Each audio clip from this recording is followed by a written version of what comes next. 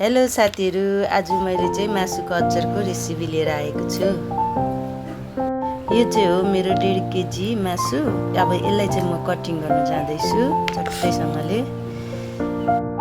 यसमा चाहिँ मैले हालेको छु हर्दी, नुन अनि खाने तेल।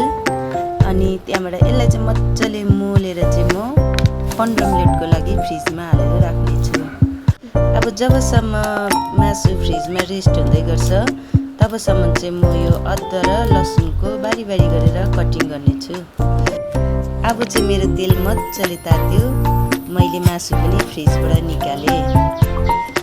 अब चाहिँ मेरो तातो तेल मज्जाले खरिएको छ। अब चाहिँ म यसमा मासु हाल्ने छु।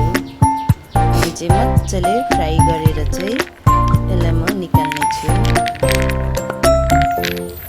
यो मासुको कलर चाहिँ फ्राई गरेर मज्जाले ब्राउन कलरको हुनुपर्छ।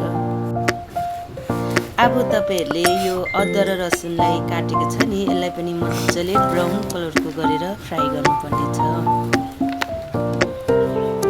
अब चाहिँ साथीहरु यो मेरो सबै रेडी भएको छ। अब चाहिँ यसलाई बनाउन स्टार्ट गरौँ।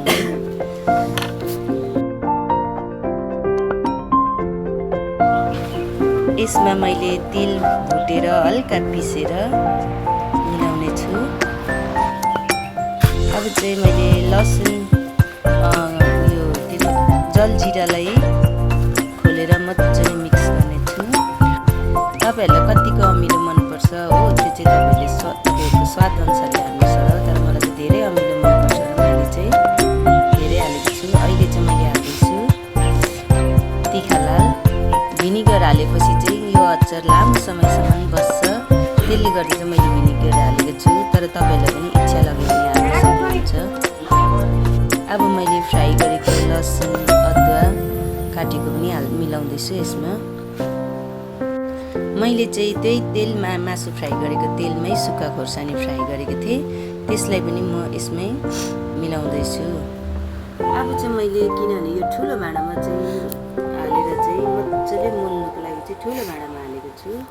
मोल्नुको लागि सजिलो हुन्छ, जति मिक्स भयो त्यति टेस्ट आउँछ यसमा, त्यसले गर्दाखेरि। हेलो साथीहरु, हेर्नुस् है मैले बनाएको मासुको अचार बनाउँदै गएपछि यतिको हुन्छ। तपाईहरुलाई पनि खानु मन पर्यो भने ट्राई गर्नुस् है एकखेप घरमा।